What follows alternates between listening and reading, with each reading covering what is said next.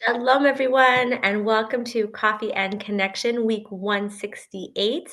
I am coming to you live from Las Vegas. Baruch Hashem, I am here with in my at my friend Leora's house. So happy to be here by her. So happy to spend time with her family, and thank God the trip over was long but good. Thank God all the flights were good. The whole time I'm like, I hope all my flights take off. Right? I hope I get here okay. And thank God I'm glad I got in a little bit early so I have time to get centered and feel like I can really give my best tomorrow. Please God, really looking forward. And so I just want to say with that, I'm a little bit jet lagged. I'm on the West Coast. I was up at like 5 o'clock this morning. If I'm feeling like too woo, like if I start to feel like I don't know if I'm making sense or whatever, we may just like cut it a little bit short. But I did Where want are to you get on calling from? to be here with you and stay consistent. And I really want to, I think that there's a lot of different topics and a lot of different ideas that are relevant to our lives. And especially over the last year, we've been focusing on all different pieces of our kind of mental, emotional health. We've been focusing a lot on our homes, right? All of these things are very important, right? To focus on our homes, creating safety within ourselves. That's kind of been a lot of, we've been kind of putting the focus a little bit more like in some ways like a bigger picture. Sometimes it feels like a smaller picture because we're focusing on ourselves, but not just on relationships, right? We've been talking about all kinds of relationships. We've been talking about all aspects of our lives that bring us peace and happiness, and all that's important. I'm still passionate about all those topics. Sometimes I feel like I'm learning about newer and like different topics, and really being able to support my clients and support all of you on whatever is challenging you. But I do want for the next little bit, and I have something exciting coming up that I want to be sending you all the details very soon, but to do like spend some time really focusing on our marriage, right? That's like our basis, right? It's very much like what a lot of our focus is generally on is on relationships. And someone asked me, what do I do? I still say I'm a relationship coach. And I want to take some time to really focus on relationships. And one of the things that is really important in relationships is understanding this concept of like, how do we deal with the challenges, right? You know that one of my big passions is bringing awareness to the fact that like having struggles, having differences, having challenges, having fights is normal. It's normal. There's nothing wrong with it. Of course, we're going to be different. Of course, we're going to have different ways that we think about doing things. Of course, we're going to have differences in the way that we see things and the way we look at life because we're different people. And so that's going to mean that sometimes we're going to have conflicting things that come up, whether it's conflicting opinions, conflicting values, conflicting upbringings. And it's very easy to get into a place where, "Oh, I turned off the waiting room. Why are people stuck in the waiting room?" It's very, it's so strange. I'm so sorry to whoever was stuck in the waiting room. It's very, it can become very easy to think when we think about, we want peace, we want connection. We do. I'm not changing that, right? Like I'm not made for me to change. It's our desires. We want things to be peaceful. We want connection, and we can very easily get caught up in believing that because we want peace and connection, because we want intimacy, because we want things to, to feel that things are in a good place, that when we then see arguments, disagreements, when we find ourselves fighting, we can think that that in and of itself is bad, that in and of itself is wrong, and that we should suppress things and we shouldn't be bothered by things because we want to minimize, because I'm not even going to say that, because we think that there's something wrong with fighting or with differences or with challenges and arguments. But here's the thing, The reality is that we have differences. We have challenges. We have things that we argue about, like meaning that we don't agree on. And yes, we can work through there's things that we can work through so that there's less to feel that we're in conflict on, right? We can work through stories. We can work through what do I really want?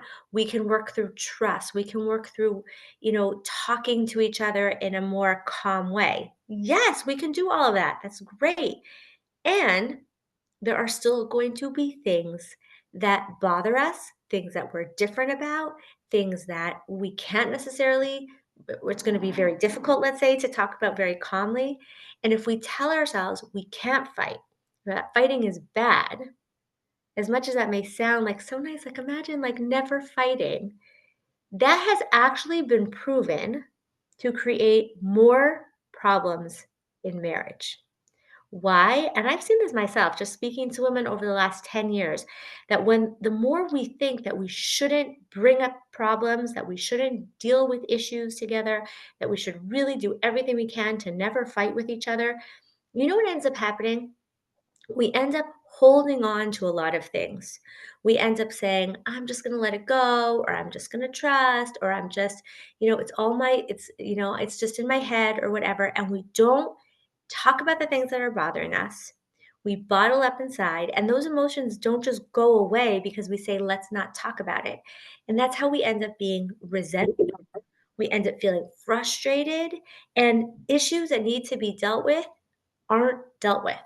So, number one, it creates feelings of resentment. It creates negative feelings inside of ourselves, which are, I always say, it's like poison to a relationship to have resentment, to have those feelings of frustration. If you're upset that your husband's doing something, or you really think that something should be done in a different way, and you're not dealing with it and you're not fighting about it sometimes, then what happens is that you're going to end up either that you'll feel resentful, or it could be that you'll be like, I'm just going to do it the way I want and I'm not going to talk about it. And it could be that your husband feels resentful. And the resentment is poison. The resentment is horrible to relationships. So that's one thing that can happen. You just hold it in. Um, you can also end up always feeling there was something else I was just thinking about, but okay, I don't know. Hopefully it'll come back to me. But that's a big thing. Another thing is that you can also end up just kind of like always playing safe and always playing nice, but then feeling like and this is another part of resentment, but it's a little bit different, is that you may feel like you're losing yourself. You're losing yourself in the relationship. You don't, because you just, you don't share what you want, or you don't push for the things that are important to you. And so you may feel like you're just disappearing. You may feel like you don't matter. You may feel sad that the things that are important to you don't get dealt with or aren't a part of your lives together because you're trying hard to just keep things very calm. And then when you do end up having a fight, yeah, and you make assumptions about what's going on with your husband, you make assumptions that he wants things a certain way, and he might be thinking he's doing it because that's what he thinks you want because you've never said anything about it, right? You also can end up that when you do end up having some type of arguments, you do end up something comes out and when you have all this resentment in you and sadness, it's probably going to explode out when it happens. Then it's, oh my gosh, what's wrong with us? Oh my gosh, I can't believe this happened. Like, what does this mean? I can't believe he said that. I can't believe I did that. And it creates this feeling of like this negativity because you don't, because you have such because you're believing that it's a bad thing, then when it happens, either you'll beat yourself up for it, you'll be upset at him, you'll feel like something's wrong with the relationship, you'll like be doomsdaying. Oh my gosh, I made a mistake. What does this mean about our marriage? I can't believe I married him. All of these horrible thoughts. Now, I'm not saying that we should just like say whatever we want, fight all the time. That's not what I'm standing here saying or sitting here saying. What I am saying is that this is why it's so important to learn how to fight, right? Or to learn how to express ourselves so that when we have those conversations, even if they get heated, we have we have communication skills, and even more important, I would say, this is why it's so important to have a baseline of safety in your marriage. This is why it's so powerful to have a relationship where you do in general feel safe together. You feel safe, he feels safe, you have love and respect and empathy for each other on a general basis so that when you end up, yes, having a fight, when you end up having a disagreement, even a disagreement that is it's not solvable. And this is important because as Dr. Gottman explains, most of the fights that we have in our marriages are not solvable. Some are solvable, some we have to figure out how to solve them, and some are what he calls perpetual. There are always going to be issues because there's no easy answer to it, and because it's usually coming to a difference in values between the two of you, right? Should you rush to get the kids out early in the morning, or is it okay if they're late because you'd rather things are calm? Now you could say, okay, well, just third alternative, like get the kids up earlier, have things ready. Yes, but will there be late mornings? There'll be late mornings. So then do you push them out the door, or do you say, okay, so they'll be late? That's not something that's just going to get solved, right? Because it's probably based on each of your values, what each of you thinks is you may have both values, but which value are you prioritizing at that time? What moods, besides the fact that what mood are you in and how stressed are you and how, did you get your coffee in? How much did you sleep? All of that aside, I'm just giving a simple example. And then there's deeper examples. There are certain arguments that like you may feel very differently about things and there is no compromise. Where are you going to live? How many children are you going to have? How much is money, like how much is having money in savings for, or having interest on your credit cards? What does that mean to you? These are differences of opinion that there's no, whatever you decide, there's going to be like somebody who feels that something's not the way that they want it, right? They're perpetual problems. So we have to know how to deal with our problems. And we know that we all get into moods and we all get triggered and we all have stuff come up. So these moments of struggle are going to happen. And the more that we can have a baseline of safety and connection in the relationship, then when those things happen, they don't have to destroy us or even destroy the marriage, right? You can have, and this is such a powerful like shift that I've seen in my marriage, and I always love when my clients share it with me. It's like I really see it as like a powerful moment of like recognizing a change, a shift in your relationship is when you can have, maybe you can relate to like the first stage that a lot of people go through that I definitely went through, where like you have a fight about something and then like you're upset at each other for hours or days, maybe even weeks, where like there's just like this negativity in the air and you can't connect with each other. Everything's like, well, we have, because of that fight, it like lingers and it can linger for a long time and it can bleed into so many different things. And then as you create more safety in the relationship, when these things do come up, difficult conversations that don't feel good, or when people get triggered, or when something needs to be dealt with, and yes, it's going to turn into some type of fight, even if you're being very civil and validating to each other, it's still a disagreement. It still can get heated, and things being heated is passion, right? When, by the way, if someone's like, yeah, we keep everything very super super calm, it could be like, well, is there passion in other areas of your relationship? Because if you try to like, passion is passion and you'll see it in many areas, and not having passion usually leads to not having passion in other areas too, but that's another part to this. But when those things do come up, those passionate moments, those difficult moments, it can be like, okay, we had a fight, and then want to hug, or even, okay, what are we having for dinner? Or want to go, like, it's just, you can go on with your day. Like, okay, now should we, let's talk about something else. And yes, you can have those moments and it doesn't define your marriage, because the it's not the defining aspect of your marriage.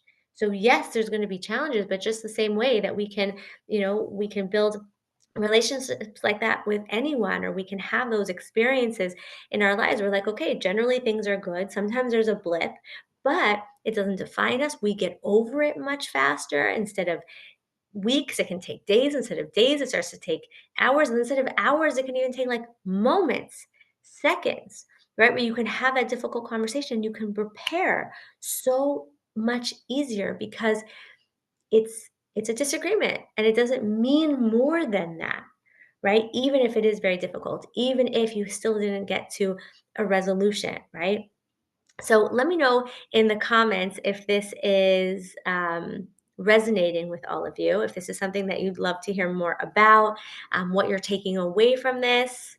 And I could definitely, see, do we need more talk about communication, more talk about creating that safety? So powerful when we can create that sense of safety as like the baseline.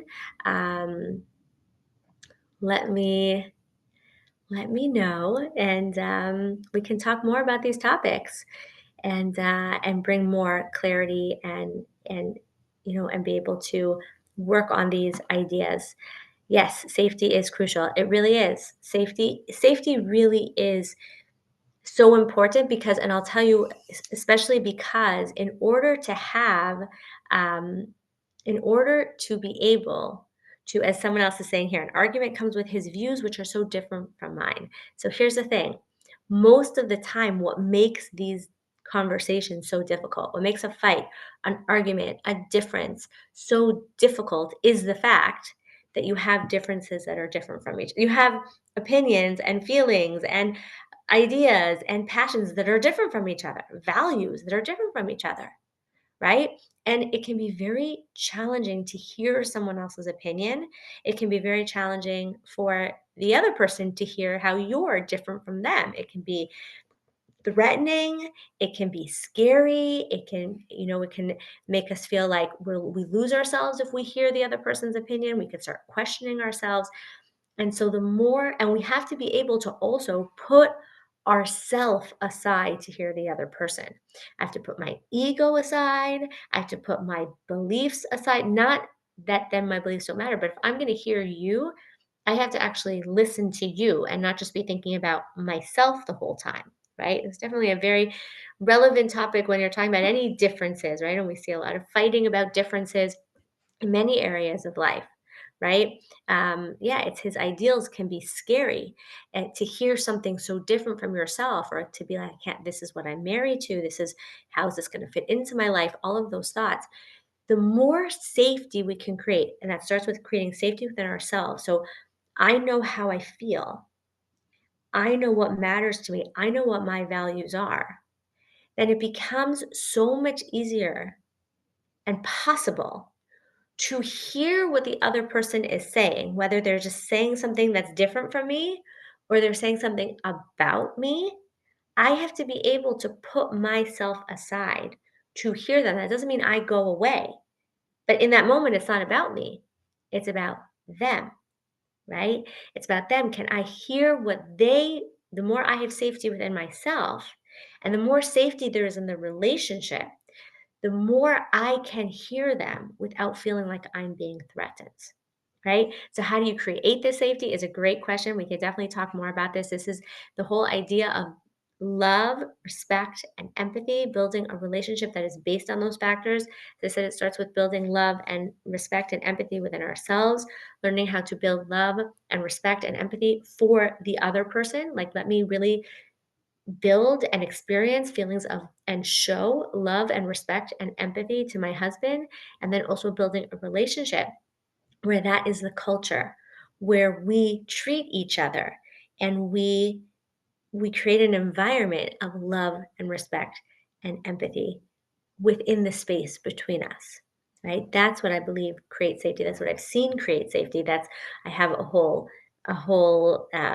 system for creating that system for that safety, and we can definitely talk more about that as the weeks go on, and at the upcoming project that I'm excited to tell you more about in the coming weeks. So look out in your inbox. I hope to send you I can actually already tell you now, those of you who are on Coffee and Connection, you can already put it in your calendar. We're going to be doing something the week of December. Where is my calendar? December 15th. So I'll give you more of the details as it gets closer, but you can already put that in your calendar. December 15th week, that something is going on, please God, and we will talk more about creating safety together. Okay? Awesome. Thank you all for joining me. And I think here, you want to come say hi? Live.